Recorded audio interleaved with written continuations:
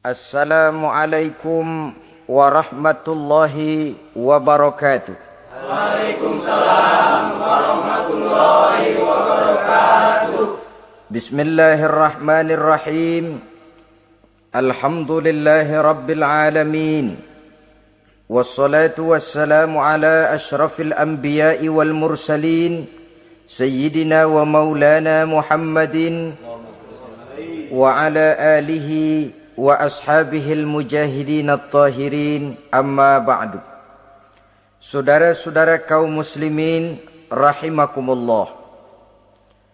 Pada pertemuan terdahulu kita sudah membicarakan orang-orang yang menjadi teman-teman setan dalam kehidupan di dunia ini.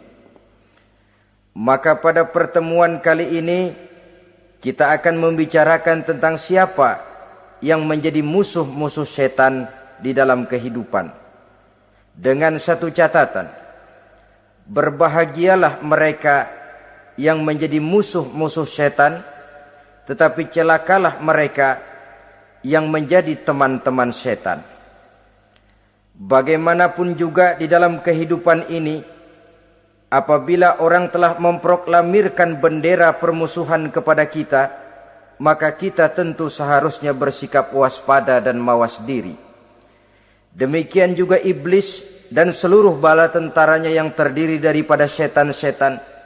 Mereka telah mengibarkan bendera permusuhan kepada Nabi Adam dan anak cucunya, kepada kita umat Rasulullah sallallahu alaihi wasallam. Akan sengsara dan celaka jika kepada iblis dan setan yang telah nyata-nyata mengibarkan bendera permusuhan itu kita mengadakan toleransi, mengadakan kerjasama, dan menjadi budak yang memperturutkan kemauan daripada iblis dan setan. Siapa yang menjadi musuh-musuh setan dalam kehidupan ini? Inilah pertanyaan berikutnya yang diajukan oleh baginda Rasul kepada iblis.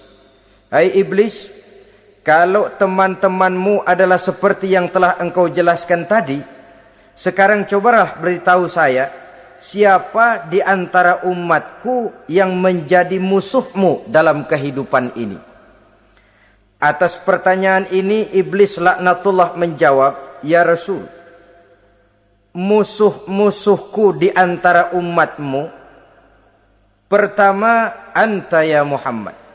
Musuhku yang pertama adalah engkau, wahai Muhammad. Kenapa iblis mencatat Nabi Muhammad sebagai tokoh nomor satu dalam deretan musuh-musuhnya? Mudah difahami. Pertama, keberadaan Rasul merupakan rahmah lil alamin, rahmah bagi lingkungan. Yang kedua, beliau berfungsi menyelamatkan manusia dari tempat yang gelap gulita, dari tempat kesesatan menuju tempat yang terang benderang, penuh berisi petunjuk dan hidayah dari Allah Subhanahu wa taala. Maka menurut iblis, inilah manusia perintang pertama atas segala daya dan usahanya menggelincirkan manusia ke jalan yang dimurkai oleh Allah Subhanahu wa taala. Kalau kita baca sejarah, risalah yang dibawa oleh Nabi Muhammad ini memang merupakan risalah yang membawa rahmah bagi alam sekitarnya. Ada sedikit perbedaan dengan risalah-risalah sebelum beliau. Sepertinya risalah yang dibawa oleh para rasul terdahulu itu mempunyai efek yang langsung pada kehidupan di dunia ini. Nabi Nuh misalnya menyampaikan agama. Hai umatku, ini agama.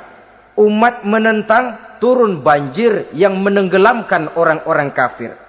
Azab diturunkan pada waktu itu juga, pada saat nabinya masih hidup. Jadi azabnya itu jenis cash, kontan. Nabi Soleh, hai umatku, ini agama. Mereka menolak, turun gempa bumi yang amat hebat menggulung orang-orang kufur. Nabi Musa, hai umatku, ini agama. Mereka menolak, sebagian ditenggelamkan di Lautan Merah, sementara sebagian lain dikutuk menjadi monyet-monyet yang hina seperti diceritakan dalam Al-Qur'anul Karim. Lain dengan Rasulullah sallallahu alaihi wasallam.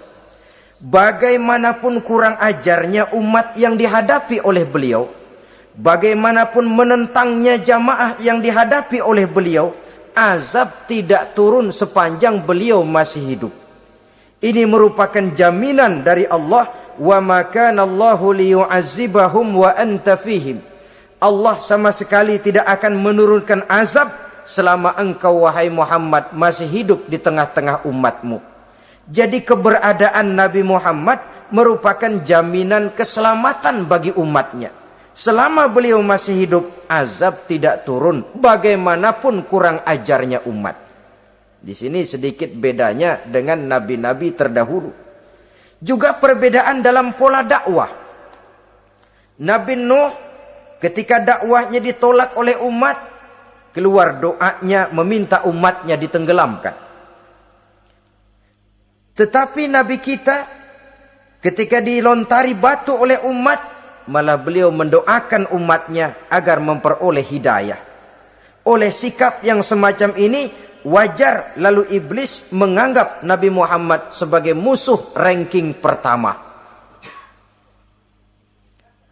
Yang kedua, siapa musuhmu di antara umatku?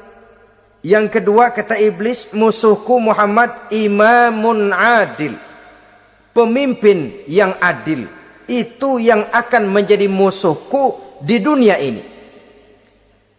Putus asa iblis menghadapi pemimpin yang adil. Tipu dayanya tidak terkena. Segala tingkah polanya tidak diperturutkan. Imam yang adil, pemimpin yang adil merupakan musuh daripada iblis laknatullah alaih. Apa sebabnya? Karena pemimpin yang adil mempunyai dampak dalam kehidupan di dunia ini. Melindungi orang banyak, menenteramkan orang banyak. Makin aman, tentram, tenang situasi dan kondisi, makin mudah orang melaksanakan ibadah. Makin tekun orang melaksanakan ibadah, makin dekat dia dengan Allah. Makin dekat manusia dengan Allah, makin jauh dia dari iblis. Sebab dua hal ini selalu kontradiktif. Jika kita jauh dari Allah, tentu dekat dengan iblis. Jika kita jauh dari iblis, harus dekat tentu dengan Allah. Dan begitu selanjutnya. Dalam kaitannya dengan kehidupan kita sekarang, saudara-saudara, mempersiapkan manusia. Dan manusia itu jauh daripada membangun jembatan. Manusia itu lebih sulit bertingkat. Pemimpinnya masa yang akan datang. Membangun jembatan penting. Tapi lebih penting daripada membangun jembatan, membangun manusia yang bikin jembatan. Siapa yang bikin jembatan tidak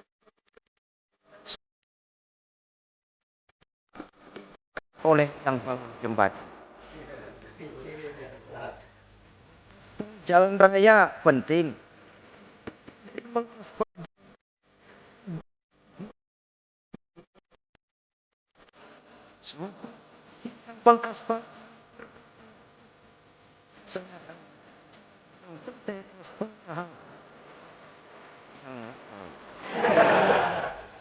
Inilah pentingnya membangun manusia pembangunan. Semua tugas-tugas besar, semua pekerjaan-pekerjaan yang baik harus berangkat dari niat yang baik, berangkat dari hati yang bersih. Siapapun adanya kita, apapun profesi kita. Yang jadi kiai, marilah berangkat dari niat yang bersih. Yang jadi mubalik, marilah berangkat dari niat yang bersih. Niatnya itu mau menghidupkan Islam atau mau cari hidup jual Islam. Kalau mau menghidupkan Islam, mari sama-sama kita berjuang. Tapi kalau mau cari hidup untuk dengan menjual Islam, minggir saja daripada nanti bikin malu. Yang mengurus masjid, mari berangkat dari niat yang bersih. ngurus masjid itu niatnya mau menghidupkan masjid atau mau cari hidup di dalam masjid. Kalau mau menghidupkan masjid, mari. Tapi kalau mau mencari hidup di dalam masjid, tolong minggir saja daripada nanti bikin aib. Yang jadi orang alim, mari berangkat dari niat yang bersih. Jangan memperjualbelikan fatwa, yang halal dikatakan haram, yang haram jadi samar-samar, nanti membingungkan umat. Berangkat dari niat yang bersih, membangun manusia, pembangunan. Ini barangkali istilah yang lebih kena. Saudara-saudara kaum muslimin rahimakumullah. Setiap kita pada hakikatnya punya bakat. Secara fitrah yang kita bawa, bakat apapun kita ini punya.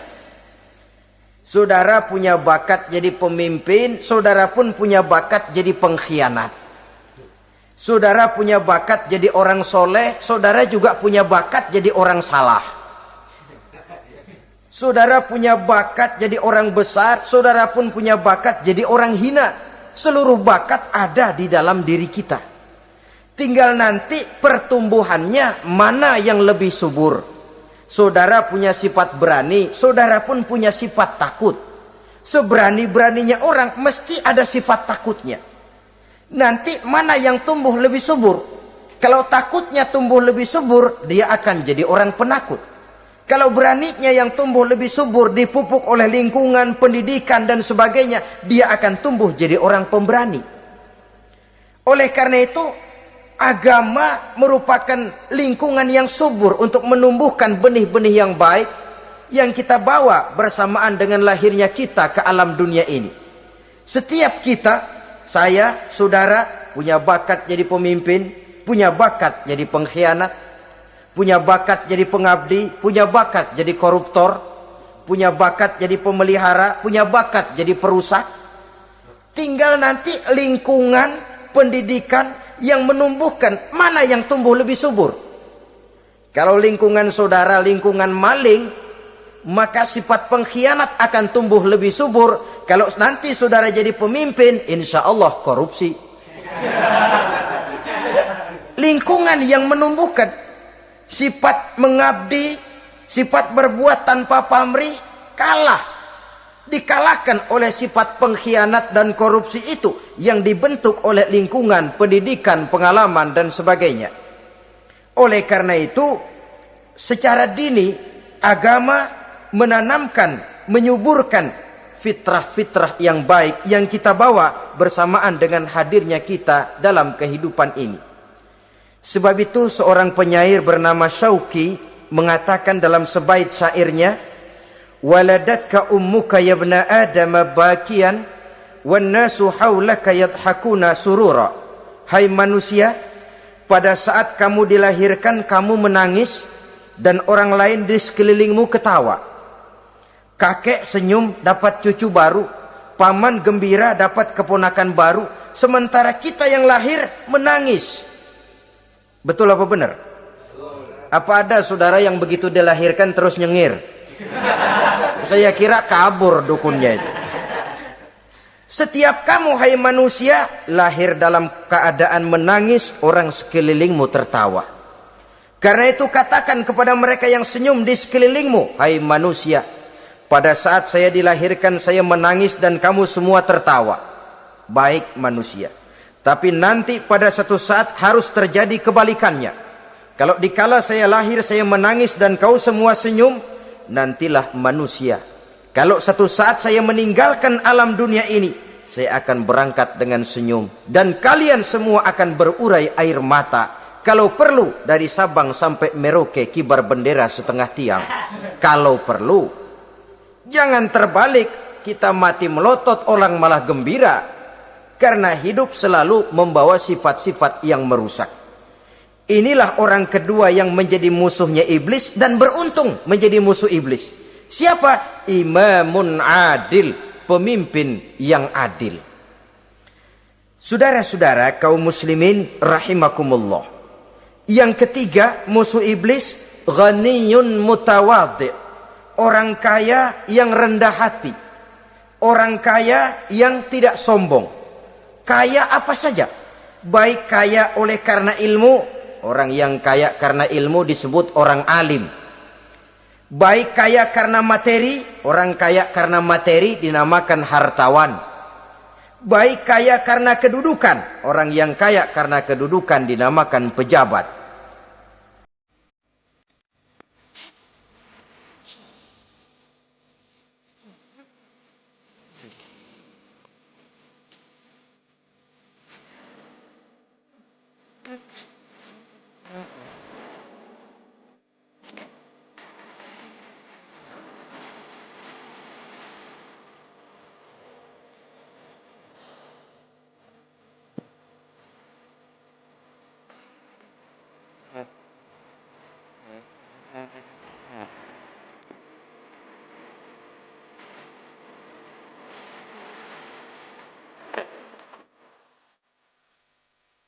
Dalam segala bentuknya sombong ini Allah tidak senang.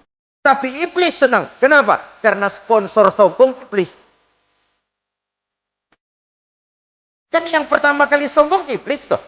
Ketika disuruh sujud kepada Nabi Adam, dia nggak mau. Ini kesombongan pertama yang terjadi dalam sejarah. Ketika ditanya kenapa kau tidak mau sujud iblis? Ah, saya kan dibikin dari api, Adam dari tanah. I am the best. Saya lebih hebat daripada iblis, daripada Adam. Adam baru kemarin dibikin, saya sudah lama. Kata Allah, kamu sombong iblis, ini surga bukan tempat orang sombong. Keluar! Terusir dia dari surga.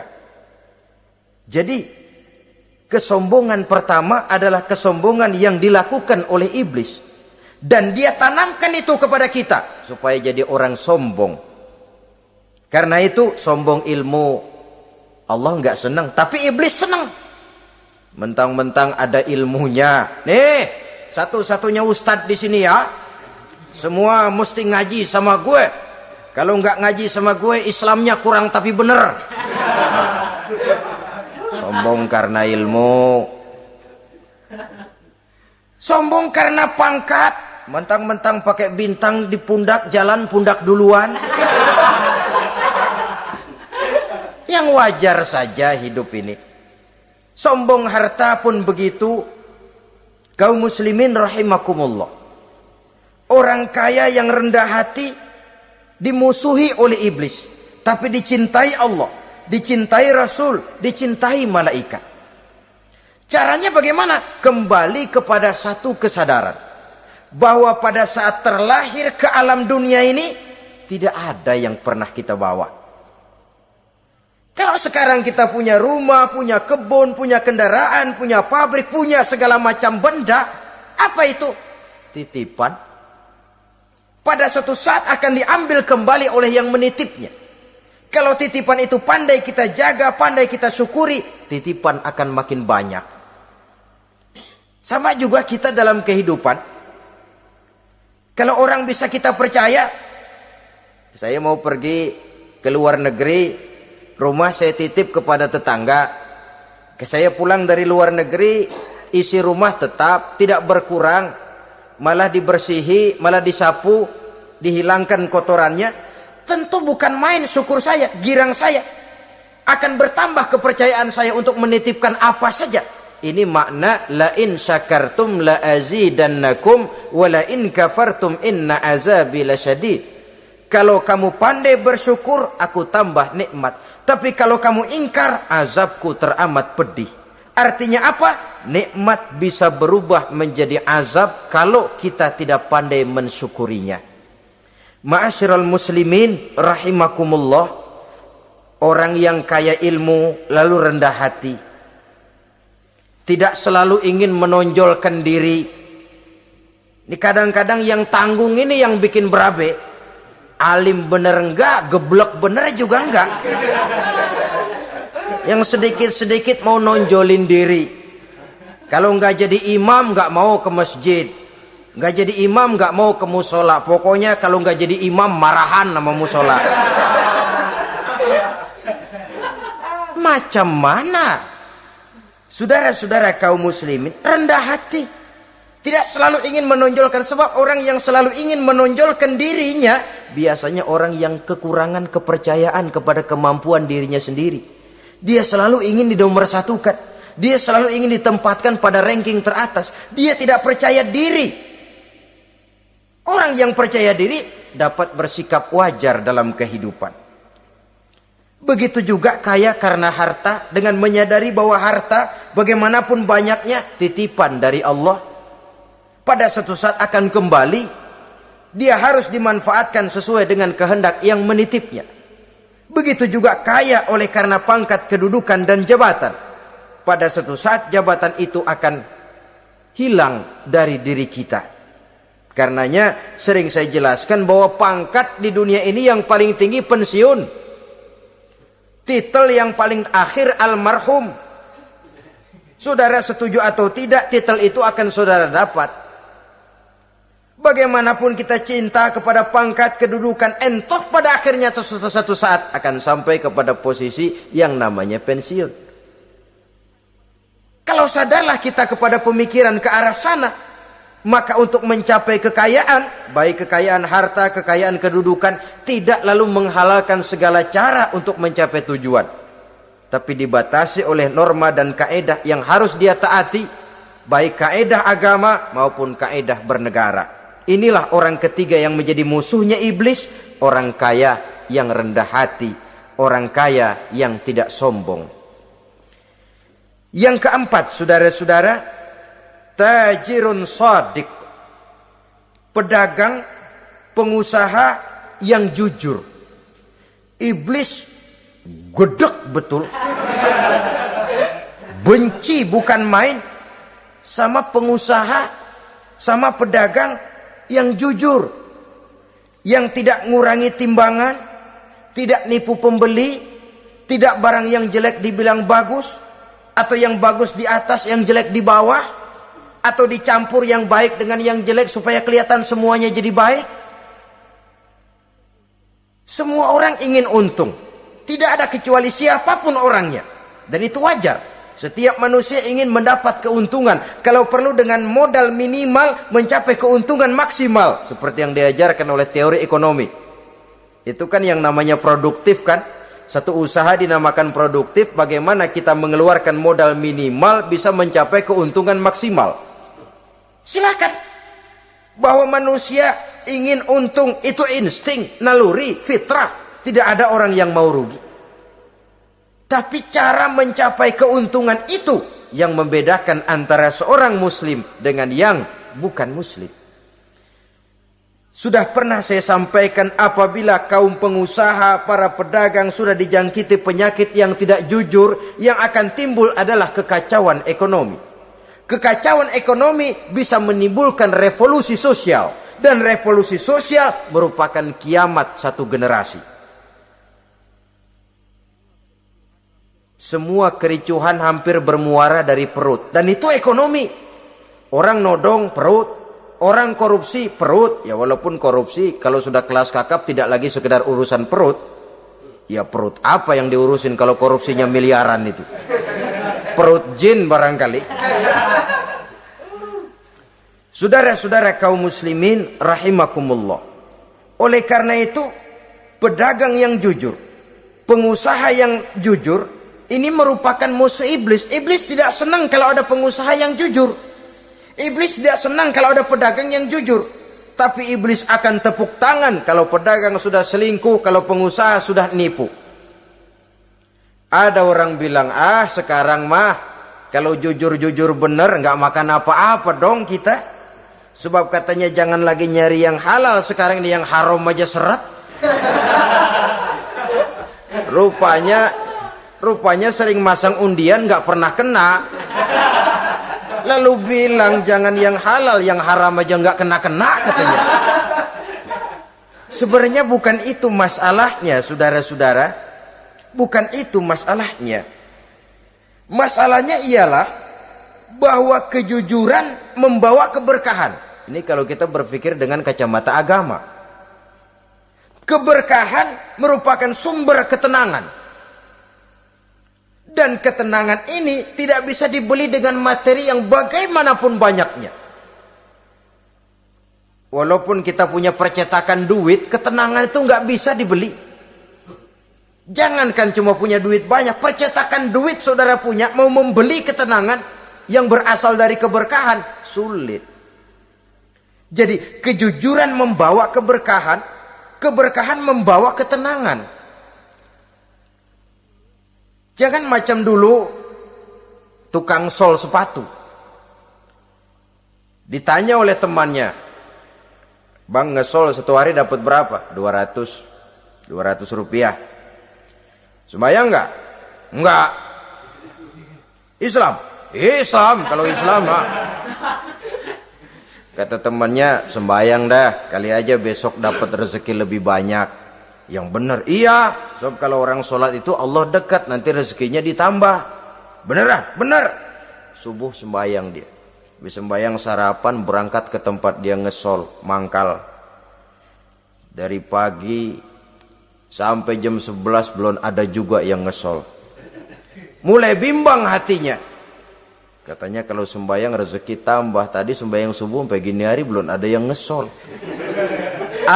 Cobaan kali, sabar. Datang sholat zohor. Habis zohor nunggu lagi, belum juga ada yang datang ngesol. Udah mau pulang hampir maghrib, baru datang satu orang dandanin sendal jepit putus.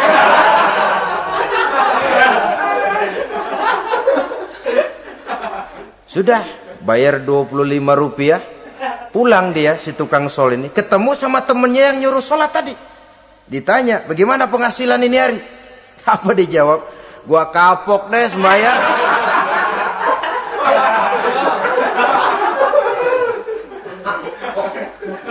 Kemarin nggak sembahyang dapat 200, sekarang begitu sembahyang jigo.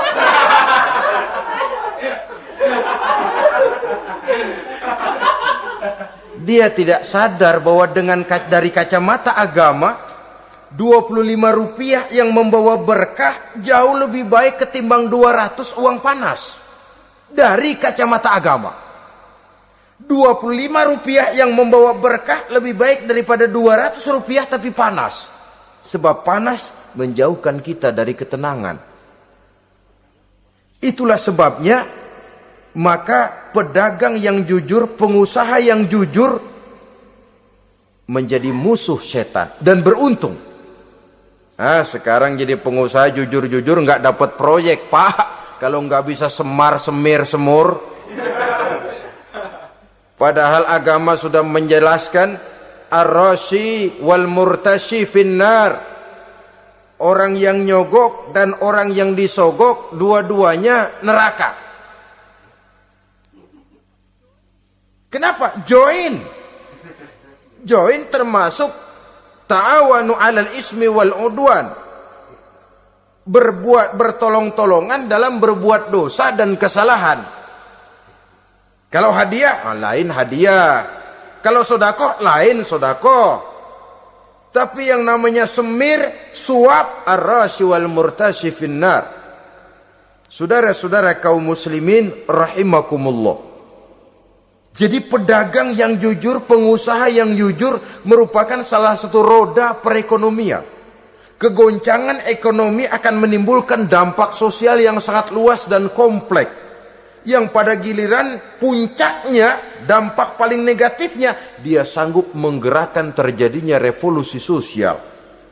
Bukankah sebagian besar gerak hidup manusia dimotivasi oleh keinginan untuk mempertahankan kelangsungan hidup?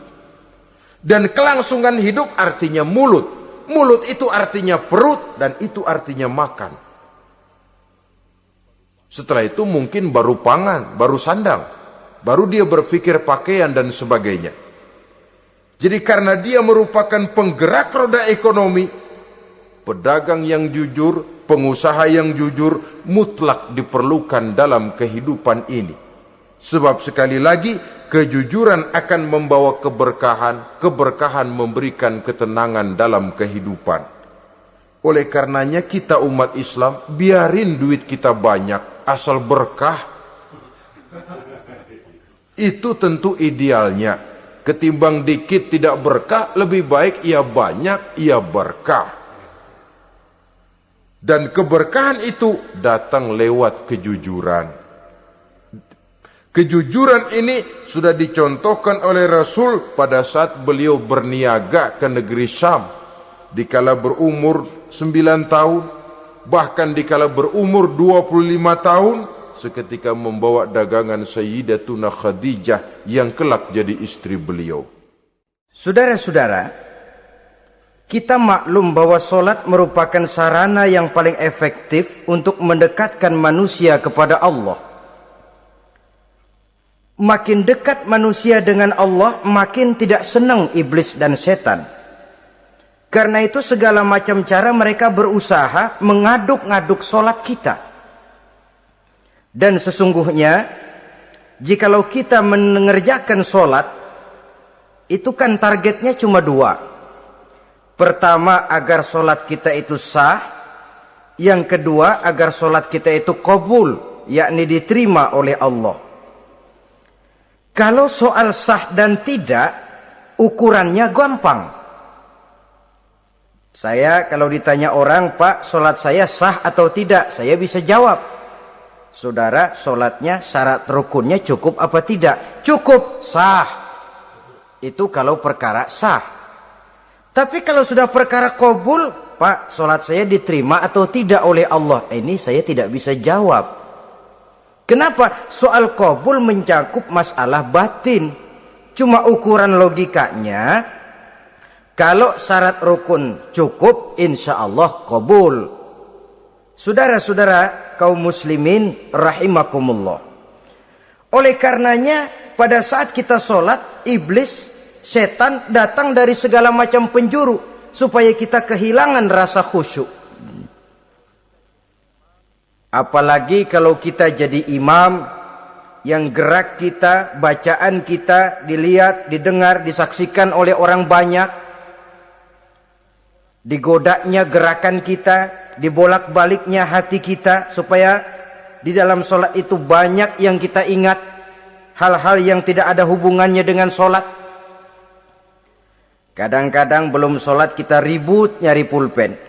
Enggak ketemu, begitu takbir ingat pulpen di atas lemari.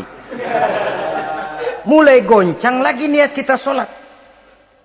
Kadang-kadang kalau hati tidak bisa dipermainkan, iblis berbisik lagi. Gerakan kita dalam sholat tidak mencerminkan kekhusyuan.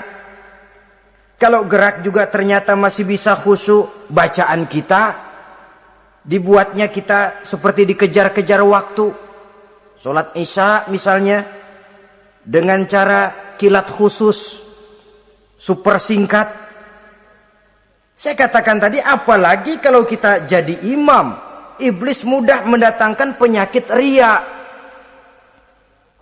Karena mengimami orang banyak, lalu supaya dikira alim, dibuatlah sholatnya itu mantep-mantep. Surahnya dicari yang panjang-panjang. Paling pendek sabihis sama wadduha. Tapi kalau sudah sholat sendirian, cukup inna a'toinakal kautsar sama kul huwallahu ahad. Kayaknya khusyuk bukan main. Kalau imam, bahasanya dipaseh-pasehin kayak orang 16 tahun di Mekah. Usolli fardhol maghribi salah sarokaatin. Saudara-saudara kaum muslimin yang berbahagia. Oleh karena solat merupakan sarana yang paling efektif untuk mendekatkan diri dengan Allah, maka orang yang khusyuk di dalam solatnya merupakan musuh utama daripada iblis. Sekarang bagaimana bisa khusyuk caranya? Kalau khusyuk 100%, rasa-rasanya sulit. Untuk sampai ke arah sana orang memerlukan tahapan. Kepada Imam Ali karramallahu wajhah, baginda Nabi pernah memberikan satu tes case. Ali, saya ya Rasul, kalau kau bisa sholat 2 rakaat saja dengan khusyuk, aku kasih hadiah sorban. Baik ya Rasul. Sembayang Imam Ali 2 rakaat, selesai sholat, assalamualaikum wassalamualaikum. Rasul bertanya, yang mana sorbannya Li? Tanpa nengok, Imam Ali menjawab, yang hijau ya Rasul. Setelah menjawab yang hijau, Rasul berkata, kamu tidak khusyuk Li. Kenapa? Soalnya tadi waktu sembahyang mikirin, nanti kalau ditawarin sorban pilih yang hijau aja ah. Sehingga begitu ditanya refleks menjawab, yang mana li? Yang hijau saja ya Rasul. Oleh karena itu menurut Al-Imam Nawawi, pada tingkatan yang paling sederhana sudah sampai ke tingkat khusyuk asal pada waktu takbiratul ihram ingat kepada Allah. Tapi jangan lupa itu tangga pertama. Jangan ada fatwa begini lalu aman. Yang penting kan takbirnya ingat Tuhan, belasononya mau kemana kek. Bukan itu. Itu pada tingkatan pertama sudah sah dipandang khusyuk solatnya orang awam asal pada waktu takbiratul ihram dia ingat kepada Allah. Tetapi harus terus berusaha agar sepanjang solat dia ingat kepada Allah. Caranya bagaimana? Pertama, menanamkan diri bahwa pada saat kita sedang mengerjakan solat yang lain tidak ada kecuali Allah. Yang kedua, berusaha memahami apa yang kita baca. Sehingga pada saat kita sujud, subhana rabbiyal a'la wa bihamdi, terbayang kemahasucian Allah, kemahatinggian Allah. Sehingga hati tidak mengembara, mulut berucap, hati mengikuti apa yang diucapkan. Yang kadang-kadang membuat hati kita jalan-jalan, badan di masjid, badan takbir, badan ruku, tapi hati di pasar, hati di kantor, hati di pabrik. Karena yang kita ucapkan tidak berakar di hati. Yang kita baca kita nggak tahu artinya. Sangat boleh jadi hati lalu mengembara kemana-mana. Jadi untuk menopang kekhusyuan ini, cara yang paling efektif, pertama, tidak ada yang lain pada waktu kita sholat kecuali Allah. Yang kedua, berusaha memahami apa yang kita baca. Dikala kita sujud dikala kita duduk di antara dua sujud, Rabbighfirli, ya Allah ampuni dosa saya, warhamni, kasihani saya, dan selanjutnya. Mulut membaca, hati mengikuti. Dengan mengikuti, hati tidak terlalu mengembara, ada tempat dia kembali. Saudara-saudara kaum muslimin rahimakumullah. Itu yang kelima. Yang keenam, yang menjadi musuh iblis, mukminun nasih. Orang mukmin yang suka memberikan nasihat. Orang mukmin yang suka memberikan petunjuk. Termasuk juru-juru dakwah, para mubaligh itu merupakan musuh utama iblis. Kenapa? Tiap hari iblis kampanye. Tiap hari iblis mengajak dengan segala macam cara yang kalau perlu dia berikan kamuflase. Dia berikan fata morgana. Kalau perlu yang haram dia bungkus dengan merek halal. Kalau perlu kejahatan dia bungkus dengan baju kebajikan. Istilahnya racun diberi merek madu. Dan itu wajar. Cuma kita tentu harus punya filter, daya saring positif agar tidak salah pilih. Karena iblis ini pintar betul. Kalau kita khusyuk dalam sholat, dia tanamkan kepada kita misalnya seperti tadi itu. Sholatmu memang hebat, khusyuk. Di kampung ini tidak ada orang yang sholatnya seperti kamu. Tertanam itu dalam hati kita, timbul ujub. Akhirnya, iya.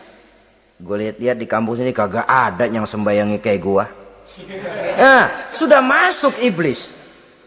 Jadi dia pandai mengikuti gerak hati dan irama denyut jantung manusia ini. Kemana kecenderungan manusia, ke situ dia masuk. Pendeknya iblis itu ibarat tukang joget, dia ngerti bener irama kendang. Saudara-saudara kaum muslimin rahimakumullah. Termasuk juru-juru dakwah, para mubaligh, orang yang suka memberikan nasihat ini. Mereka memberikan filter kepada umat, kepada jamaah, jangan sampai salah pilih. Dan iblis menyesatkan kita supaya kita salah pilih. Satu contoh ringan. Kalau di depan saudara ada dua buah gelas, yang segelas isinya jamu, yang segelas sirup. Kira-kira saudara minum yang mana? Jamu. Jamu apa sirup? Jamu. Sirup apa jamu? Orang yang pikirannya panjang, dia pasti minum jamu. Pahit memang, getir memang, tapi besok badan sehat, tenaga kuat, gairah kerja ada, kreativitas timbul, semangat menghadapi kehidupan tumbuh. Orang mukmin, orang yang berpandangan jauh ke depan. Pandangannya panjang. Panjang kemana? Tidak cuma ke dunia, sampai juga dia memandang ke alam barzah, ke akhirat. Sholat itu jamu, pahit. Ngaji, hadir di majelis taklim, itu jamu, pahit. Sodakoh, jamu, pahit. Mengeluarkan uang untuk kepentingan orang lain. Enak aja minta sumbangan, datang-datang yang nyari peres keringat banding tulang gue, lu datang-datang mau minta. Yang enak ngumpulin harta, lalu bakhil bin pelit alias medit. Itu jamu. Saudara hadirin yang saya muliakan, sodakoh jamu, pahit. Puasa jamu, pahit. Jihad jamu, pahit. Tapi nanti begitu kita meninggalkan dunia, masuk ke alam barzah, apalagi pindah ke akhirat, baru terasa, aduh, nikmatnya dulu kemarin itu minum jamu, sekarang badan sehat, tenaga kuat, kerja semangat. Nikmatnya dulu saya waktu di dunia sholat, rajin ngaji, suka sodako, suka menolong orang. Sekarang terasa manfaatnya. Begitu saya berada di alam barzah, apalagi sudah dibangkitkan di padang mahsyar di akhirat nanti, terasa seluruh kebajikan yang saya kerjakan. Nah, orang yang berpikir jangka pendek, cuma ngelihat yang ada di depan hidungnya saja. Ngapain minum jamu getir, sirup nih, manis. Dia minum, dia ambil sirup, minum. Manis memang pada waktu minum, tapi besok bibir jontor. Meninggalkan perintah Allah, sirup itu manis. Tidak sholat, manis. Tidak bayar zakat, sirup, manis. Tidak mau puasa, sirup, manis. Manis sekarang. Tapi nanti besok begitu masuk ke alam barzah, begitu dibangkitkan di padang mahsyar di akhirat nanti, merintih kita menahan penyesalan yang sudah tidak ada artinya lagi. Sampai-sampai penduduk mahsyar itu ada yang berkata, diceritakan dalam Quran, ya laitani kuntu turaba. Wahai celaka, kenapa kita enggak jadi tanah saja? Menyesali kejadiannya. Andai kata mereka bisa kembali ke hidup di dunia lagi, mereka akan minta kejadian yang kedua untuk berbuat baik. Tapi tentu sudah penyesalan yang tidak ada gunanya lagi. Maka saudara-saudara, emang cuman jalan duluan kecebur di sumur yang nyesel duluan. Ada orang jalan, yang paling depan kecebur di sumur, itu tuh gue nyesel duluan katanya. Nyesel duluan. Yang lain mesti nyeselnya belakangan. Saudara hadirin yang saya muliakan. Nah, orang yang suka memberikan nasihat kepada orang lain dimusuhi iblis. Kenapa? Tentu nasihat yang membawa kebaikan. Iblis enggak senang betul itu. Kita nasihatin teman, udah berhenti dah, jangan pada mabuk lagi. Iblis gergetan bener. Ini orang dilarang lagi. Kita nasihati teman, udah jangan masang-masang lagi dah, nggak bakalan kena, dikebohongin. Nggak ada orang jadi kaya masang judi, bangkrut malah lo. Ini kan termasuk tipu daya iblis, judi dinamain sumbangan. Itu sama saja itu, madu, racun mereknya madu. Judi dinamain sumbangan. Kalau Kang Beca pada nyumbang. Kayak orang kaya lagunya.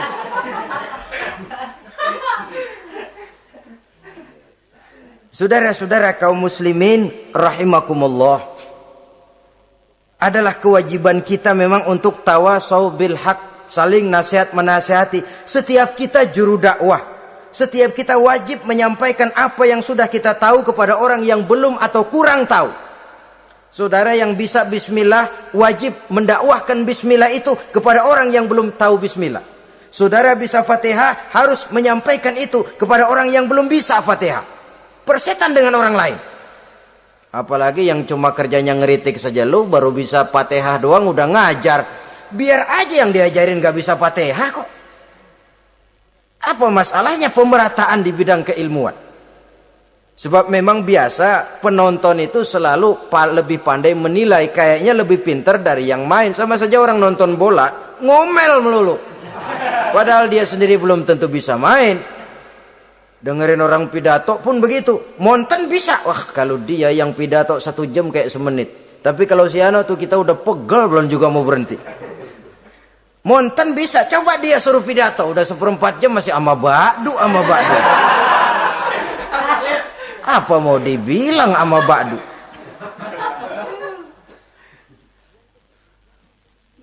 Yang ketujuh, yang menjadi musuhnya iblis, taibun sabitun ala taubatihi, orang yang bertaubat dan tetap di atas taubatnya.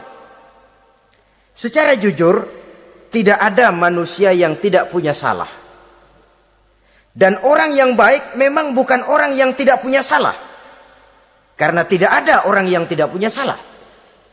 Orang yang baik adalah orang yang apabila melakukan kesalahan dia segera sadar, dijadikannya itu sebagai pelajaran untuk tidak diulanginya lagi pada masa yang akan datang. Biasanya kita menghakimi orang pintar, kita nggak merasa bahwa kita juga punya kesalahan. Kalau kita ngelihat maling ayam kita teriak, padahal kita nyolong kambing. Lebih besar dari si maling ayam, merasa diri lebih benar dari yang lain, padahal kita lebih kotor dan lebih jelek. Hilang sifat introspeksinya. Yang kita musuhi, yang kita caci maki, tahu-tahu kita sendiri yang melakukannya. Saudara-saudara kaum muslimin, orang yang bertaubat dan tetap dalam taubatnya stabil, itu musuh iblis. Apa ada orang yang taubatnya nggak tetap? Ada. Yang istilah kita taubat sambal namanya. Kalau dia makan sambal kepedesan, taubat makan sambal. Besok mau makan kagak ada sambal, ngomel. Mana sambal? Kemarin udah taubat, sekarang mana sambal? Ini taubat yang namanya taubat sambal. Istighfar, habis istighfar nyolong lagi, istighfar lagi, besok nyolong lagi, istighfar lagi. Itu taubat yang tidak tetap namanya. Allah Maha Pengasih dan Penyayang dengan segala kebesarannya. Ia akan memaafkan segala perbuatan yang bersifat salah dari hamba-hambanya. Cuma manusia kadang-kadang yang tidak mau memaafkan dirinya sendiri. Amat dungu manusia macam ini, membiarkan dirinya hanyut berlarut dalam lembah dosa, sementara dia diberikan umur tidak digunakannya untuk bertaubat. Innallaha yaqbalu taubatal abdi ma lam yugharghir. Allah senantiasa akan menerima taubat seorang hamba sepanjang nafasnya belum sampai di tenggorokan. Kalau nafas sudah sampai di tenggorokan baru berniat taubat, kasib terlambat. Kayak Fir'aun. Fir'aun itu begitu ditenggelamkan di lautan merah, udah cengap-cengap mau mampus, baru ngomong dalam sekaratnya, amantu bi Rabbi Musa wa Harun. Kalau begini mah saya juga percaya sama Tuhannya Musa. Udah sekarat baru mau taubat, malaikat maut gemes banget dilelepin, mati.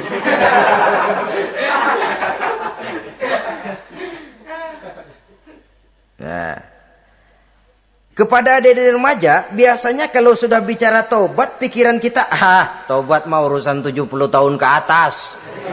Kita masih lama ini. Sebenarnya tidak. Masalah taubat adalah masalah salah dan dosa. Masalah salah dan dosa adalah masalah manusia. Sejak dia akil balik sampai ajal datang berenggut nyawa. Hidup ini tidak selalu berjalan mulus. Hidup ini tidak selalu berjalan di atas kertas putih. Kadang kita tersilap, kadang kita tersalah. Kadang situasi dan kondisi menyebabkan kita berbuat lain dari yang seharusnya. Itu kehidupan. Silih berganti. Oleh karenanya pesan Nabi, wa'at bi'i sayyi'atal hasanah. Perbuatan salah ikuti dengan kebajikan. Dosa iringi dengan taubat. Jangan nunggu. Saya untuk taubat takut nanti bikin lagi. Nah, ini namanya punya harapan mau bikin lagi. Nanti aja dah kalau tua-tuaan. Saudara, kalau dosa itu ditumpuk, itu sama saja kotoran yang menodai hati. Kalau kotoran gak rajin kita bersihin, dia akan berkarat. Dan kalau sudah berkarat, sudah sulit untuk dibersihkan. Itu makna ungkapan Imamul Ghazali, hati manusia sebening kaca. Lapisan dosa yang dia kerjakan adalah debu yang menutupi jernihnya kaca. Orang yang bersih dari dosa, dekat dengan Allah, hatinya jernih seperti kaca. Dari hati yang jernih, radarnya kontak kepada Allah. Sinyalnya nyambung channelnya itu. Getarannya hebat. Wajar kalau lalu dia bisa tahu apa yang besok akan terjadi. Diberitahu oleh Allah. Yang namanya ilmu laduni itu.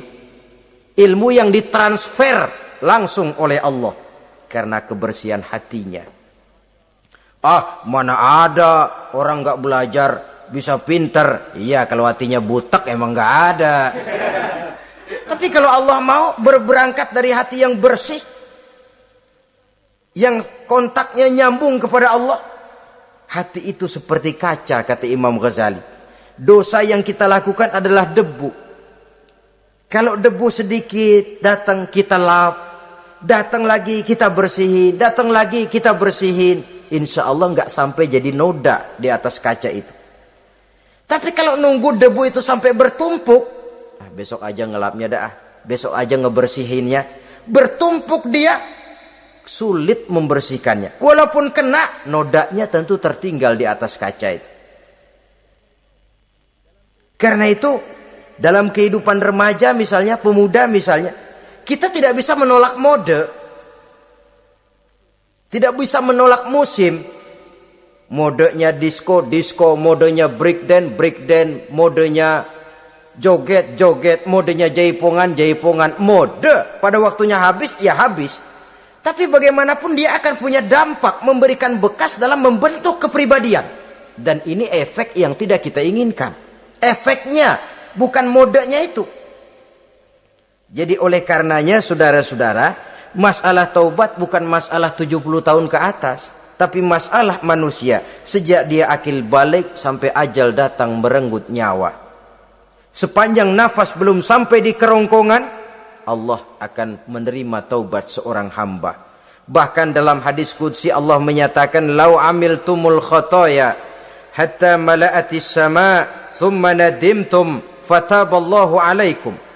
Kalaupun kamu berbuat dosa sampai penuh langit dengan dosamu, kemudian kamu bertaubat dan menyesal, Allah pasti akan menerima taubatmu.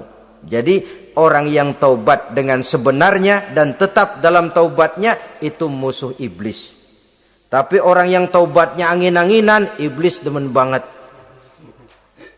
Dari sembahyang, besok mabok, besoknya lagi nyolong, besoknya lagi zina, besok taubat lagi. Kata iblis, surak, iya lu gocet dah Tuhan.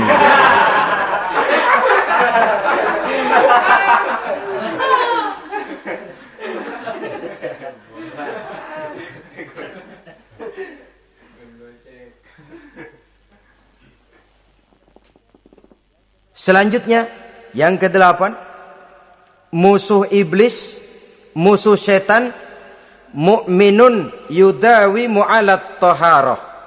Orang mukmin yang membiasakan diri selalu dalam keadaan bersuci. Baik dari hadas kecil, lebih-lebih dari hadas besar. Wudu utamanya memang untuk sholat. Tapi membiasakan wudu dalam kehidupan sangat baik sekali. Mau ke kantor wudu dulu, mau ke pasar wudu dulu, mau ngajar wudu dulu. Apa sebabnya? Karena dalam keadaan suci, orang ada sikap memelihara kesuciannya. Kalau kita naik PPD pagi-pagi gelantungan, kalau punya wudu, hati-hati kesenggol perempuan juga sayang sama wudu. Tapi kalau nggak punya wudu, jangan kesenggol, kita nyeruduk. Ada semacam sikap apik di dalam kehidupan ini. Karena itu biasakan wudu. Untuk menjaga kebersihan diri, kebersihan zahir, kebersihan batin, belum lagi kemanfaatan di akhirat. Sebab kata Nabi, inna ummati ya'tuna yaumal qiyamah ghurran muhajjalin min asaril wudu. Umatku di akhirat nanti akan datang menghadap Allah dengan muka berseri-seri, bersinar-sinar dari sebab sering wudu. Sehingga tidak usah mengaku pun Rasul akan memanggil karena muka yang sering tersentuh air wudu ini. Mu'minun yudawimu alat toharah. Orang mukmin yang selalu membiasakan diri berada dalam keadaan suci, berwudu. Kita lihat ajaran wudu ya. Dari sejak bacaan-bacaannya saja itu sudah membawa manfaat. Lalu dari segi bahwa kita manusia sering tersilap melakukan dosa-dosa kecil. Dosa-dosa kecil itu oleh air wudhu dia rontok. Tangan kita suka colak-colek pada saat membasuh dua tangan. Allahumma inni as'alukal yumna wal barakah wa a'udzubika minasyu'mi wal halakah. Dosa yang ada di tangan itu rontok. Mata kita suka pelatat-pelotot, nggak karu-karuan. Pada saat membasuh muka, nawaitu raf'al hadasil asghar, dosa yang ada di mata rontok. Dari segi pembersihan batin, belum lagi dari segi pembersihan zahir. Sehari semalam kalau 5 kali saja kita terkena air wudu, itu sudah menjaga kesehatan dan kebersihan. Saudara-saudara kaum muslimin rahimakumullah. Yang ke-9, orang yang menjadi musuh iblis yaitu mutawarra'un anil haram. Orang yang memelihara diri dari yang diharamkan oleh Allah. Terpelihara dirinya, terpelihara yang dimakannya, yang diminumnya dari jenis-jenis yang haram, baik sedikit maupun banyak. Jangan cuma teriak haram waktu sedikit, tapi giliran banyak halal. Sama saja orang dikasih tahu, itu ada cerita anak-anak, Pak Haji punya anak main judi, dikasih tahu, Pak anak bapak main judi, astagfirullah katanya. Tapi menang Pak, alhamdulillah.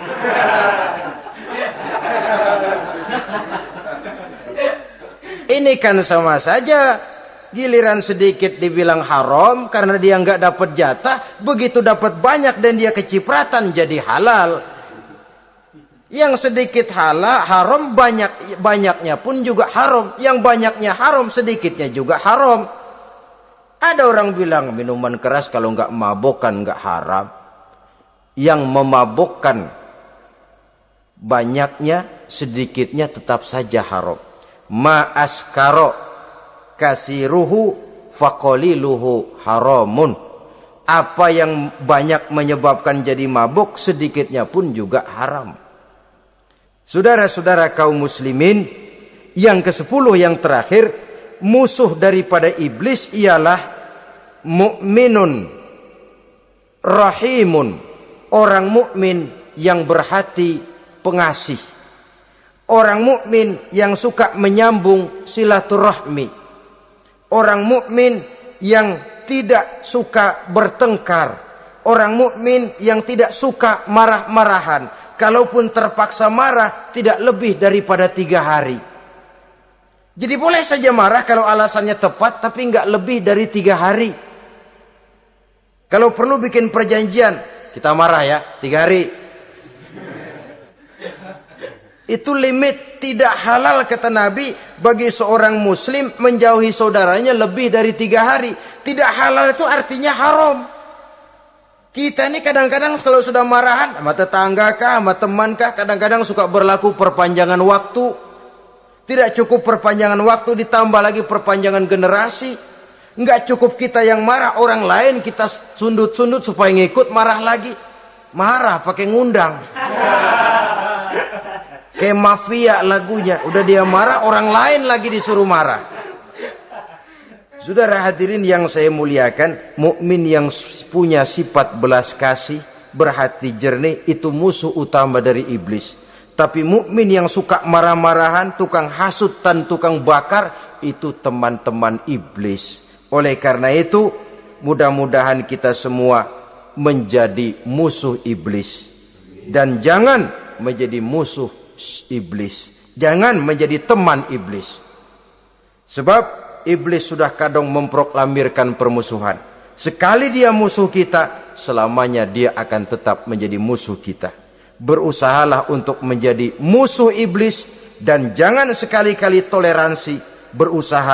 Jangan berusaha menjadi teman iblis. Inilah yang kita bicarakan pada pertemuan ini. Mudah-mudahan ada manfaatnya. Terima kasih atas segala perhatian. Mohon maaf atas segala kekurangan. Wassalamualaikum warahmatullahi wabarakatuh. Waalaikumsalam